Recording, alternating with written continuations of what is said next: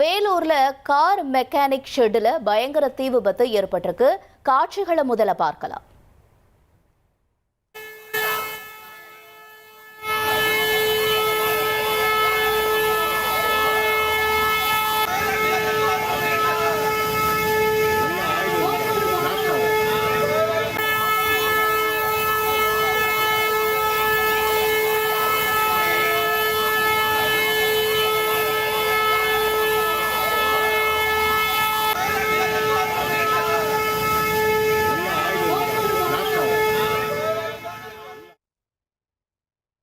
கூடுதல் தகவல்களை செய்தியாளர் பிரபாகரன் கூற நாம கேட்கலாம். பிரபாகரன் வணக்கம். கார்கள் பற்றி எரியக்கூடிய காட்சிகளை நம்ம திரையில பார்க்கிறோம்.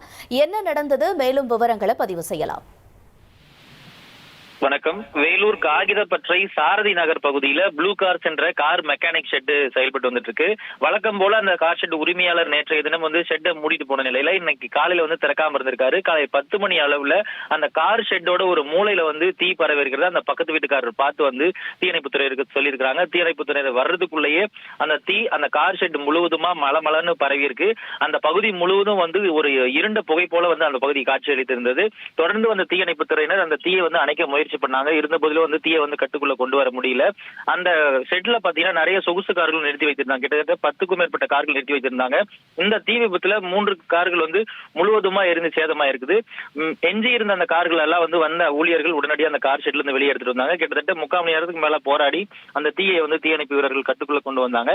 இந்த தீ விபத்து மின்கசிவு காரணமா ஏற்பட்டிருக்கலாம்னு சொல்லி போலீசார் முதற்கட்டமா தகவல் சொல்லியிருக்காங்க.